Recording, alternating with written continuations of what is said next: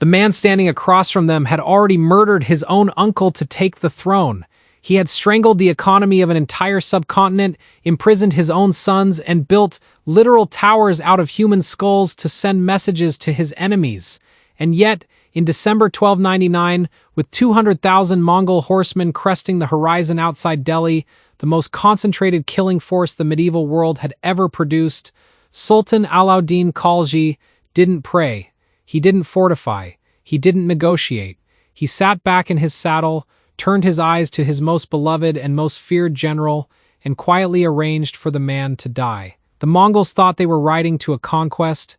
What they were actually riding into was a trap inside a betrayal. And the man caught in the middle of all of it, the general who saved India, the soldier who shattered the myth of Mongol invincibility, the warrior whose name the chronicles would bury for centuries, never saw it coming until it was too late to stop. His name was Zafar Khan. He was called the Lion of Delhi. And by the time this story ends, you will understand why the most powerful sultan in Indian history was more afraid of that lion than he was of the 200,000 warriors trying to burn his capital to the ground. This is the Battle of Kili, not the version that appears in footnotes, not the cleaned-up, triumphant narrative that gets told when nations need heroes. The real version, the one where the victory is drenched in blood and treachery, where the man who saved a civilization was murdered by the... Before we go to the plains of Kili, before we stand in that dust and that chaos and that cold December air, you need to understand what the Mongol Empire actually was by the year 1299. Because if you don't understand that, if you approach this story thinking of the Mongols as merely a very large army with good horses, you will miss the entire... The Mongols were not an army. They were a system. A self-replicating, self-funding, psychologically engineered machine of conquest that had been operating continuously for nearly a century without a single meaningful defeat. Think about what that means. Nearly 100 years, multiple generations, an empire that stretched from the Pacific coast of China to the doorstep of Central Europe, from the frozen steppes of Siberia to the burning deserts of Persia. They hadn't just conquered territory, they had redefined what conquest meant. They had made submission the rational choice for any civilization that looked at their track record and did the mathematics. And the mathematics were brutal. The Song dynasty of China, the most technologically advanced civilization on the planet at the time, a civilization of 160 million people with gunpowder, iron manufacturing, and naval supremacy, had been systematically dismantled over 50 years of relentless Mongol pressure. The Khwarezmian Empire, which stretched from the Caspian Sea to Afghanistan and had a professional army of 400,000 soldiers, had been erased so completely that the Mongols literally diverted rivers to flow over the ruins of its cities. Not to flood them, to erase them, to make it impossible for future generations to even find where they had stood. The Abbasid Caliphate, the center of the Islamic world, the city of Baghdad, which had been the intellectual and cultural capital of the known world for 5 centuries, was sacked in 1258. The Tigris River, the chronicles say, ran black with the ink of the books thrown into it from the great libraries of Baghdad, and red with the blood of its scholars. The last Abbasid caliph was rolled in a carpet and trampled to death by horses, because Mongol belief held that royal blood must not touch the earth. In Eastern Europe, the knights of Poland and Hungary, heavy cavalry that was among the finest fighting forces the Christian world could produce, men in full-plate armor on war horses bred for exactly this kind of warfare, were annihilated at the Battle of Legnica and the Battle of Mohi in the same week of the same year. Not over months, the same week. The Mongol general Batu Khan was reportedly playing chess when the news of both victories arrived. He finished his game before acknowledging the reports. This is the machine that was riding toward Delhi in 1299. This is the context. This is the weight of the moment. When you understand that every civilization the Mongols had ever targeted had ultimately fallen, that the only thing that had ever stopped the expansion was internal politics, succession crises, and the sheer logistical limits of moving a civilization on horseback across the world, then you begin to understand what was actually at stake on the plains of Kili. The Chagatai Khanate, the branch of the Mongol Empire that controlled Central Asia, had looked at the Indian subcontinent and seen exactly what they always saw when they looked at wealthy settled civilizations: a vault. India was, by the standards of the medieval world, fantastically, almost incomprehensibly rich. Its temples had been accumulating gold and silver and precious stones for centuries. Its agricultural heartland in the Gangetic Plain was among the most fertile land on earth. Its population was enormous, which meant labor, which meant more wealth, which meant a tax base that could fund the next campaign after this one. To the Mongol strategic mind, India wasn't a nation, it was a paycheck. And Kutlug Khwaja, the prince of the Chagatai Khanate who was leading this campaign, wasn't treating it like a raid. He had brought 200,000 warriors. He had brought their families, their livestock, their entire logistical infrastructure, hundreds of thousands of horses. This was an occupation force. Kutlug Khwaja expected to cross the plains of northern India, shatter whatever force the Delhi Sultanate could assemble, and install himself as the new master of the subcontinent. He had every historical reason to expect this. His ancestors had done exactly this to better defended civilizations. There was one problem he hadn't accounted for. The Delhi Sultanate was not the Khwarezmian Empire, and the man sitting on its throne was not like any ruler the Mongols had previously encountered. Alauddin Khalji had come to power in 1296 in the most nakedly cynical act of political violence in the history of the Sultanate. His predecessor, Sultan Alauddin Khalji, his own uncle, the man who had raised him and trusted him and made him, had come to celebrate a military victory with his nephew. Alauddin embraced the old man when he arrived. As the Sultan leaned in, Alauddin's personal guard killed him. The body was thrown in the river. Alauddin had the old man's supporters executed before the corpse had time to sink. He was on the throne within days. This is important to understand, not because it tells you that Alauddin was a villain, though by most human measures he was, but because it tells you exactly how he thought. He thought in systems. He thought in outcomes. He was completely, almost clinically, free of sentiment. He didn't hate his uncle. He didn't love his uncle. His uncle was an obstacle, and he removed the obstacle with the minimum necessary force and moved on. That is who was sitting on the throne of Delhi when Kutlug Khwaja's army crossed the Indus. Alauddin had spent the 3 years since his seizure of power doing something no Indian ruler had done before. He had looked at the Mongol Empire with clear eyes and asked a simple question: what would it actually take to stop them? Not slow them, stop them, break the machine permanently. The answer he arrived at was uncomfortable and expensive, and it required transforming the entire political economy of northern India. But Alauddin was not a man who shied away from uncomfortable answers. He understood that you could not fight the Mongol system with a feudal levy. The Mongols were professional. Their soldiers did this their entire lives. They trained from childhood. They were mobile, they were coordinated. They were psychologically conditioned for exactly this kind of warfare. A feudal army, noblemen who showed up for 40 days of service and then went home, bringing their personal retinues of varying quality and loyalty, could not match that. It would be like putting a rotating shift of amateur athletes against a team of professionals who had been training for the sport since they could walk. Alauddin abolished the system. He created a standing army, soldiers paid in cash, full-time, year-round, recruited for merit rather than birth, equipped from centralized armories. He instituted price controls across the entire northern economy: grain, cloth, horses, cattle, all of it pegged at fixed prices that were low enough to allow him to pay soldiers wages that would let their families survive without additional income. The merchants hated it. The nobility hated it. The old feudal lords who had grown rich on their patronage relationships with the crown hated it. Alauddin didn't care. He had spies in every market, every noble household, every administrative center. The penalty for price manipulation was the same as the default mode of every medieval state. Alauddin burned the default mode out of the system with systematic brutality. He built fortresses along the northwestern approaches to Delhi, not just 1 or 2 prestige fortifications. A chain, a layered defensive network designed to slow any invasion, channel it into predictable corridors, and force attackers to reduce multiple strongpoints before they could reach the capital. Each fortress was stocked, garrisoned, and connected to the next by a system of signal fires and fast riders.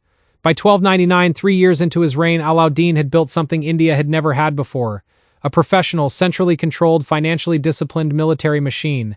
300,000 soldiers on the rolls, with cavalry, infantry, siege engineers, and the weapon that would define Kili: war elephants, hundreds of them, not as ceremonial beasts, as battlefield systems draped in chainmail that reached the ground, their tusks fitted with steel blades, towers on their backs carrying archers and fire operators, trained from birth to advance into the noise and chaos of battle without breaking. This was the army Kutlug Khwaja was riding toward. He didn't know what he was riding toward. His scouts had given him numbers, approximate positions, general dispositions. What the scouts couldn't convey, what no intelligence report from that era could convey, was the qualitative difference between what he expected to find and what was actually waiting on the plains of Kili. It is December 1299.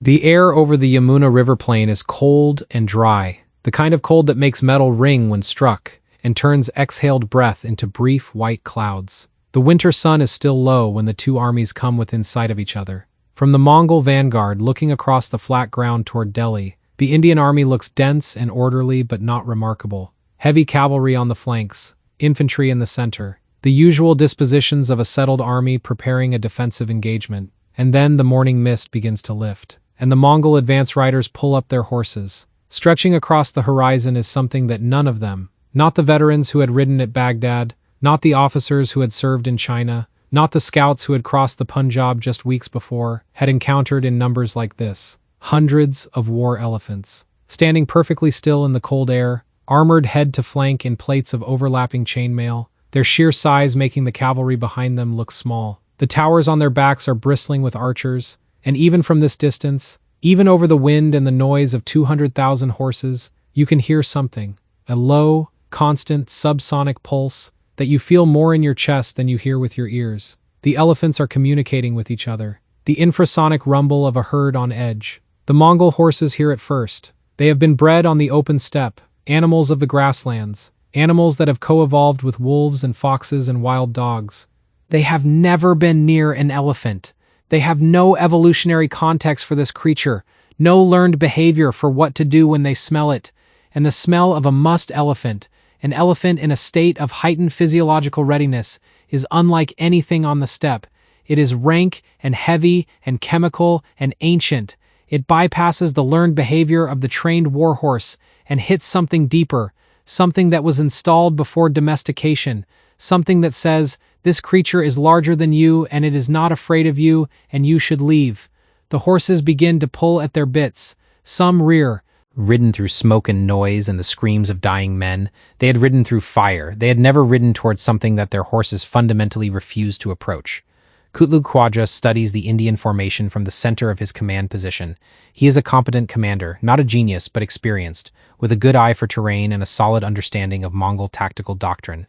He reads the Indian deployment and sees what appears to be its weakness, the right flank, heavily supported by cavalry, positioned slightly forward of the main line, anchored by a general whose banner he doesn't immediately recognize.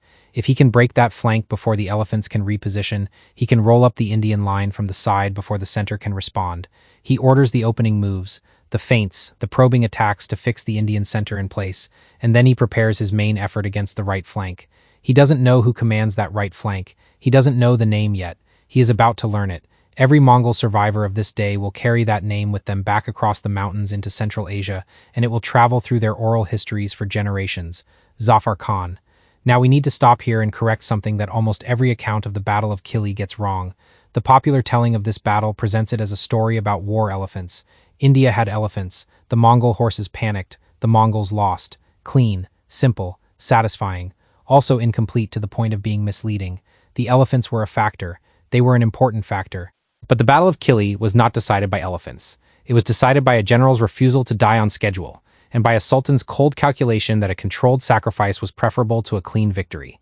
The elephants were the context. The betrayal was the story.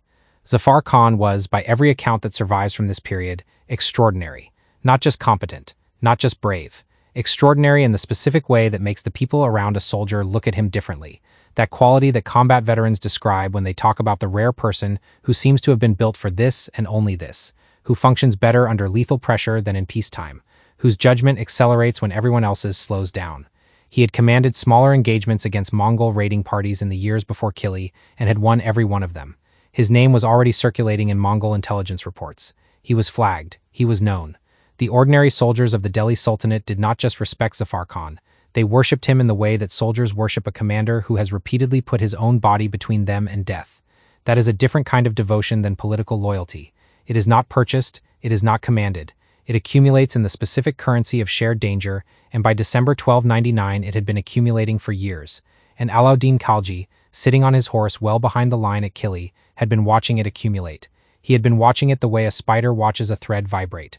Because Alauddin understood something about power that most rulers only learn after they have already lost it. A general who is more beloved than the king is not a resource. He is a threat. It doesn't matter how loyal the general is personally. The love of soldiers is a form of power. Power independent of the throne. Power that exists in the hearts of men with weapons. And power that exists in the hearts of men with weapons, separate from and parallel to the throne, has historically been the method to allow a popular general to grow into a rival. Not while there was an alternative. The battle begins in earnest. The Mongol vanguard makes its push against the Indian right wing, Zafar Khan's position. The initial assault is the standard Mongol approach. Cavalry archery at range, circling and shooting, trying to break the formation before committing to a melee. Arrows darken the sky in waves. The Indian infantry lock shields. The cavalrymen hold their horses steady. The war elephants in Zafar's section of the line begin to advance slowly, deliberately, the sound of their footfalls traveling through the ground. And here is the moment. Here is when Zafar Khan turns his horse and looks back down the line toward the Sultan's position, waiting for the signal to coordinate the counterpunch. The moment when the Indian center and left flank advance together with the right, trapping the Mongol vanguard between three simultaneous pressures. The signal doesn't come. The royal banners are still. The center hasn't moved. The elephants of the main line are standing in place. Zafar Khan looks again. Still nothing. The arrows continue to fall. His men are holding, but they are taking losses. He sends a rider back toward the Sultan's position. The rider returns. No order to advance. Hold position. Zafar Khan is not a political innocent. He is a man who has operated inside the court of Alauddin Khalji. He knows what this means. He understands, in the seconds it takes to process the returned rider's blank face and empty hands, that he is not being held in reserve. He is being left. There will be no coordinating signal. There will be no reinforcement from the center. He is on the right flank with his division, and the Mongols are engaging him, and the rest of the army is watching. The mathematics of his situation are quickly calculable.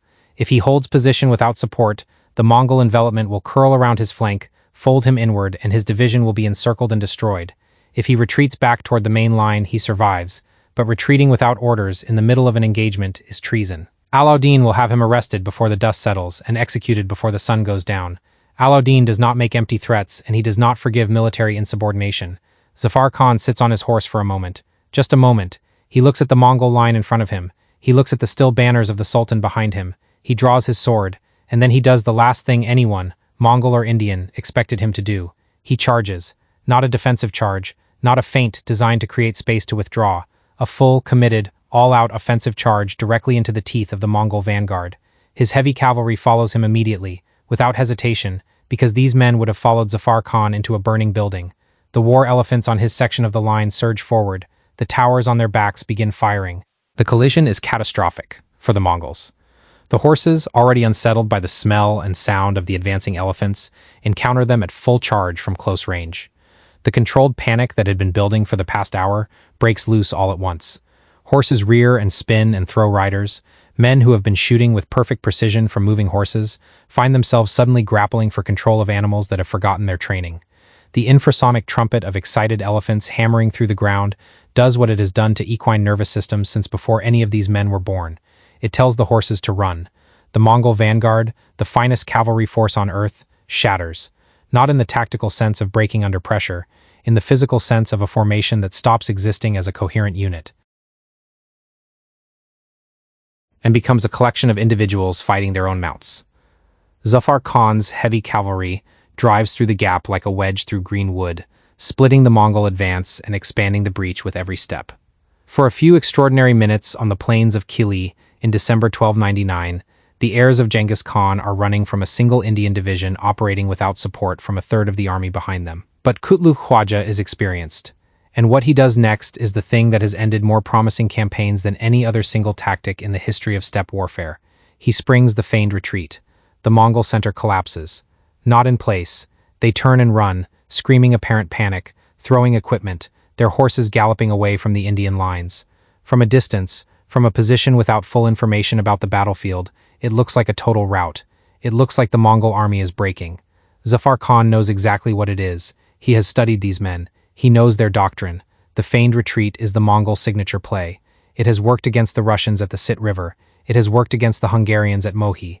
It works because the sight of an enemy running creates an almost irresistible psychological pressure to pursue, and the pursuit breaks formation, stretches supply lines, separates cavalry from infantry, and leads the overconfident pursuer directly into a prepared ambush from which no one returns. He knows it in his bones. He looks back one final time at the Sultan's position. The banners are still motionless. The center is still frozen. 300,000 soldiers are watching him from behind the elephant line. He raises his sword. He pursues. It will be the last order he ever gives. The Mongol retreat pulls him north and east, away from the main position, across the flat ground of the Yamuna plain. He chases them at full cavalry speed. His heavy war horses are faster over short distances than the Mongol ponies, but less enduring over long ones, and the Mongols are pacing themselves precisely, staying just far enough ahead to keep him coming, not so far ahead that he breaks off the pursuit. They are threading him through a needle. His war elephants fall behind within the first mile. They are magnificent battlefield weapons. They are not pursuit weapons. By the third mile, they are completely out of the picture, enormous shapes receding in the dust behind him. By the fifth mile, Zafar Khan is operating with cavalry only, his infantry hopelessly out of position, his elephants gone, his link to the main army a distant memory. He chases them for 18 miles from Kili, 18 miles from any support, 18 miles from any possibility of the Sultan's army arriving in time to matter. The trap closes. The retreating Mongols wheel simultaneously, a pivot executed with the precision of a force that has rehearsed this maneuver hundreds of times. From the ravines, from the low hills on either side of the plain, from the dust clouds that have been following at careful distances, 10,000 fresh Mongol riders materialize. They have been positioned here for hours. Kublai Khan planned this before the battle began. He knew that the Indian right flank commander was aggressive. He knew that aggressive sword, still looking at the Mongol prince with an expression that contains no fear. The prince has seen a lot of men in this situation. They all look afraid. This one doesn't. He sends an envoy forward with an offer. In Mongol culture, this is not weakness. Recognizing exceptional martial ability and offering it a place in your service is rational. Zafar Khan has demonstrated exceptional martial ability. The offer is genuine. Come to the Chagatai Khanate. Your sultan left you here to die. You owe him nothing. We will pay you better and treat you better, and your talent will not be wasted. Zafar Khan listens to the envoy. He sits for a moment. Then he draws his blade and cuts the throat of the envoy's horse, sending the messenger into the dirt, and looks at Kublai Khan across the narrowing gap. He says nothing. He just raises his sword. The Mongols unleash. The air fills with the sound of 10,000 bowstrings releasing simultaneously, a sound that veterans describe as like 1,000 gates slamming shut at once. The arrows arrive in waves. Bodkin points, designed to punch through mail, and they do exactly that. Zafar's cavalrymen fall in dozens, in scores. His own horse is shot from under him within the first minutes. He hits the ground hard. He gets up. Stripped of his horse, bleeding from multiple wounds, Zafar Khan reorganizes what remains of his division on foot. He forms a square, shields locked, spears out, the oldest defensive formation in the world, and he does the thing that nobody trapped in a shrinking ring of enemy cavalry is supposed to be able to do. He attacks. Every time the Mongol horsemen close in to finish the melee, Zafar's infantry drags men from saddles, uses the horse's own momentum against them, creates enough violence in close quarters that the ring cannot simply contract and crush them. They are fighting at odds that no military calculation justifies. A few thousand infantry, on foot, exhausted, against 10,000 mounted archers with the entire plain to maneuver in, and the Mongol front line breaks, not in the sense of running, in the sense of refusing to go forward. The steppe warriors who have burned cities pull back from hand-to-hand contact with Zafar Khan's square. They widen the ring, they shift back to archery. They are not going to close with this man again. It takes thousands of arrows, an extraordinary number, arrow after arrow finding gaps in the shields, finding the spaces between mail rings, accumulating until the mathematics of biology finally override the mathematics of will. Zafar Khan falls in the dirt of the plain 18 miles from Kili, his body containing more Mongol steel than any single man should be able to hold and still remain standing. His division is gone, his men are dead or dying around him on the same ground. The Mongols stand over the wreckage and they do not cheer. The silence that falls over the Mongol commanders in the aftermath of Zafar Khan's death is one of the most psychologically significant moments in this entire story, and it is the moment that historians most consistently miss. They won. They killed him. The trap worked. The feigned retreat worked. The encirclement worked. By every measurable metric, this was a Mongol victory. And yet, they had thrown their best tactic, their best archers, their overwhelming numerical superiority against a single unsupported. Mongol commanders look at each other in the cold air of the Yamuna plain, and then they look back toward Delhi where the dust cloud of 300,000 soldiers and hundreds of rested war elephants hangs in the winter sky, and they do the mathematics. The mathematics come out wrong. They come out wrong by a wide enough margin that the answer is not debatable. Night falls over Kili. The Mongols hold the position where Zafar Khan fell, but inside their command tents, Kublai Khan is not planning the morning assault. He is coughing. The chronicles note it almost as an aside, the kind of detail that gets recorded because the person recording it doesn't yet understand its significance. Kublai Khan took a wound during the fighting. It seemed manageable at the time. It is not manageable. He is going to die from it on the march back through the mountain passes, and his death is going to remove the one commander who might have held the Mongol force together for a second attempt. Before dawn, the apocalypse on horseback packs up and leaves. Quietly, methodically, no announcement, no declaration. 200,000 warriors and their entire support infrastructure simply fold themselves back into the passes leading toward Afghanistan, and by the time the sun comes up over the plains of Kili, they are gone. Alauddin Khalji rides forward in the morning light and finds an empty plain and a battlefield full of Mongol dead, and 18 miles away, the body of his greatest general in the dirt. He orders a pursuit. His generals are practically begging him for one. The Mongols are retreating, demoralized, their commander dying. A pursuit right now could end this permanently. Alauddin says no. He turns his horse around and rides back toward Delhi. It is the most revealing moment in the entire story of Kili. Not the battle, not the betrayal of Zafar Khan, as cold-blooded as that was. Because this is where Alauddin's logic becomes fully visible. He did not let Zafar Khan die because he hated him. He let him die because a beloved general is a political threat, and the Mongols had solved that problem for him at no cost to his core army. He does not pursue the retreating Mongols because the Mongols, weakened and chastened, are more valuable to him alive. A Mongol threat that continues to exist justifies maintaining a standing army. A standing army is what keeps the nobles terrified and cooperative. A permanent external enemy is a permanent internal political tool. Alauddin Khalji has not won a battle. He has won a chess game that the Mongols didn't know they were playing. The consequences of Kili begin to radiate outward immediately, in ways that will take years to fully manifest. The first and most obvious is the psychological.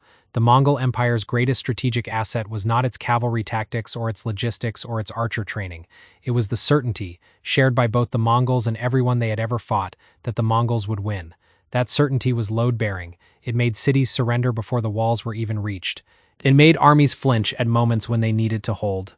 It was worth more than 10,000 cavalry in practical military terms because it shaped decisions before battles began. At Kili, that certainty cracked. The Chagatai Khanate's vanguard had been broken by war elephants and driven through by a single attacking is the better outcome, and armies that admit that are no longer the unstoppable force they were. But the Mongols are not done with India, far from it, and this is where the story of Kili extends beyond the single engagement on the plains of the Yamuna, because the Chagatai Khanate, like all Mongol successor states, runs on momentum. It runs on expansion. The model requires continuous looting of new territory to fund the armies and the commanders and the administrative apparatus. Settled wealth is the fuel. India, with its temples full of centuries of accumulated gold and its fertile plains and its enormous population, was supposed to be the fuel depot that funded the next phase of the empire. Kili closed that depot. The doors are shut, and a machine that runs on fuel when the fuel supply is cut doesn't slow down gradually. It seizes. 4 years later, in 1303, they come back. But they are different now. Kutluk Khwaja is dead, killed by the wound he took at Kili. The new commander is a veteran named Targi, and Targi has learned the lesson of Kili. You cannot fight the elephants on the open plains. You cannot engage the Indian army in a pitched battle of the kind Kutluk Khwaja planned. You cannot crack a fortress from the front. So Targi doesn't try. He brings 120,000 light cavalry, fast, mobile, carrying only what they need, and instead of driving toward the Indian army, he goes around it. He bypasses the border fortresses. He rides day and night across the Punjab, burning everything his path but not stopping to hold anything.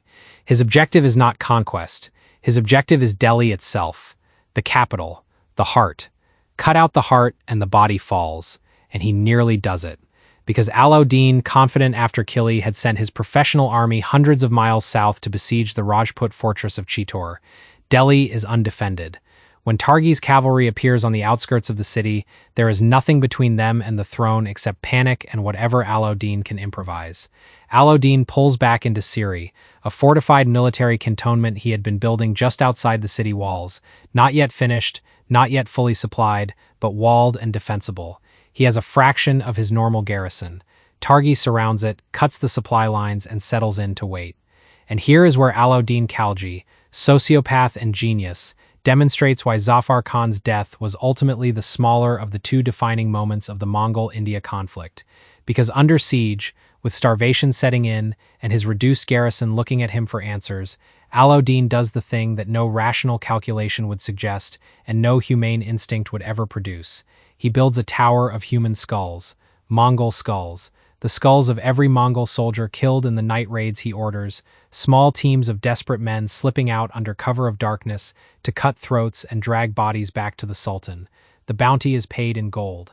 The skulls are collected, mortared into a structure outside the camp walls, staring out at the besieging army with hollow eyes. The message is not military, it is existential. It says, "I am not a man who can be frightened by this growing grotesque structure," and the Sultan inside the walls shows absolutely no sign of breaking. After 2 months, Targi lifts the siege and withdraws. For the second time in 4 years, the Mongols have approached Delhi and turned back.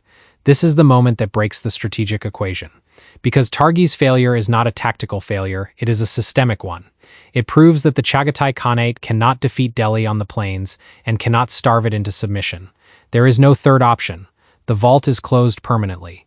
Now Alauddin goes on offense, and the instrument he chooses for this phase of the war is the man who will complete the transformation of the Delhi Sultanate from a defensive state into the most aggressive military power in medieval Asia, Ghazi Malik.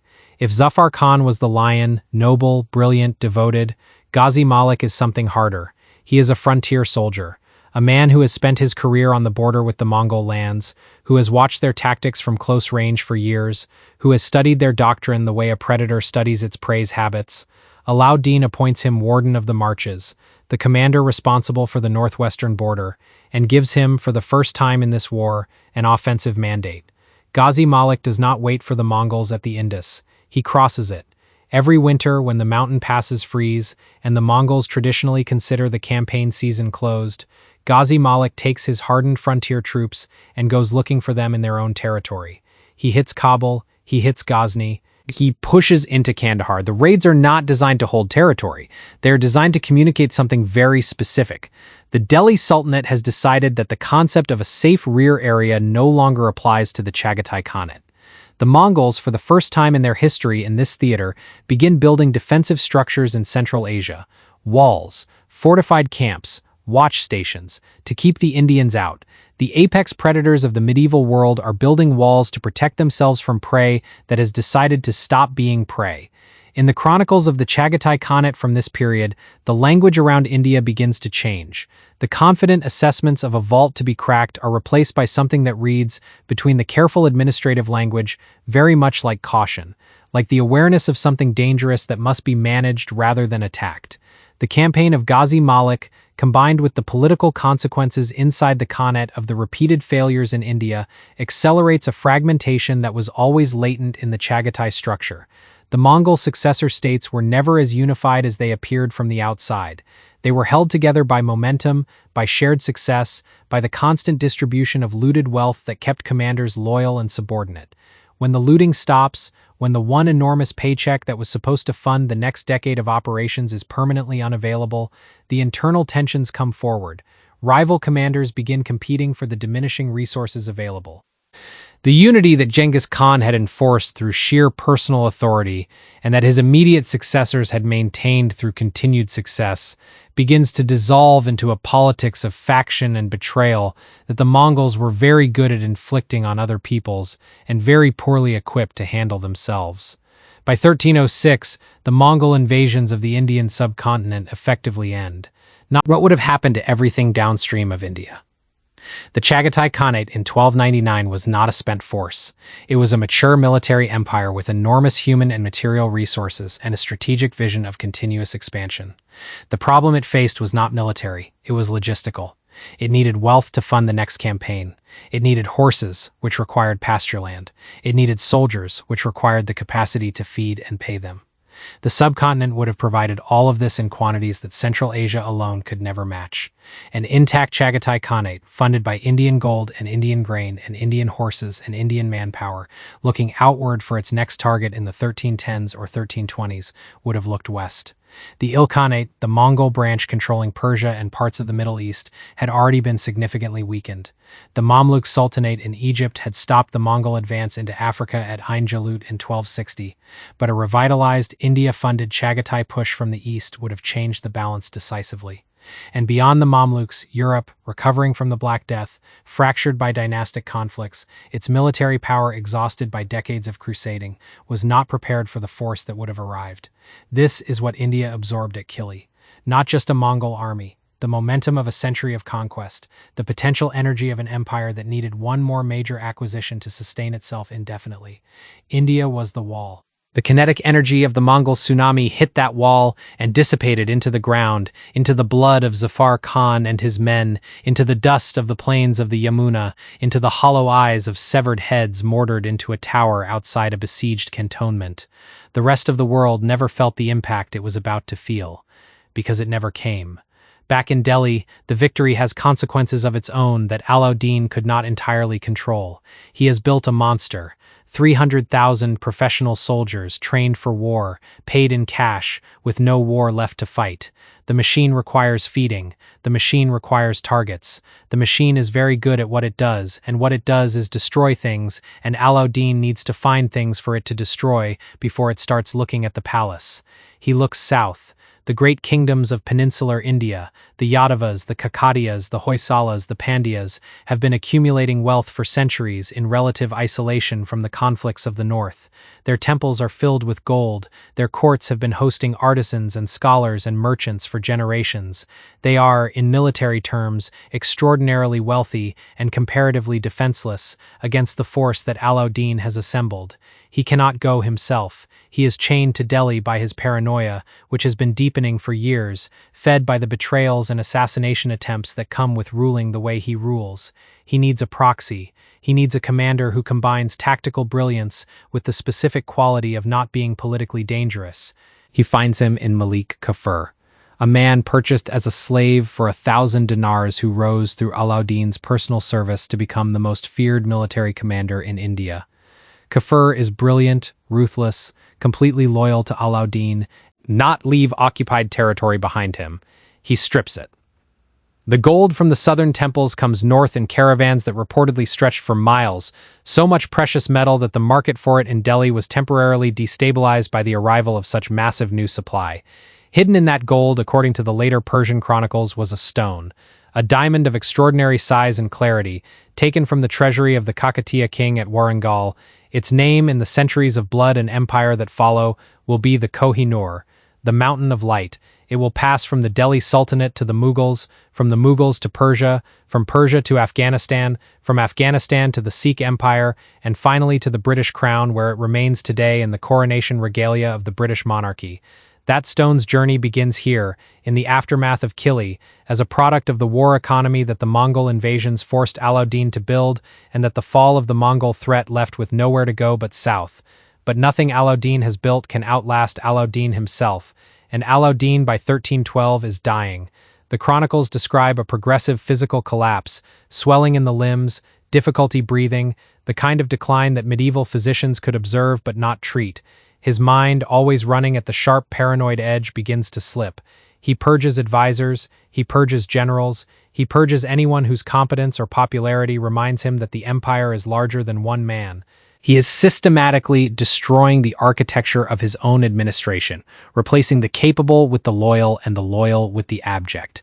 The only person allowed near him in these final years is Malik Kafur, the man he chose specifically because he had no independent power base, the man who had no reason to want Alauddin dead, the man who, the longer Alauddin lives, the more he watches the shape of the succession and understands that when the Sultan finally dies, everything Kafur has built will depend on who sits on the throne next.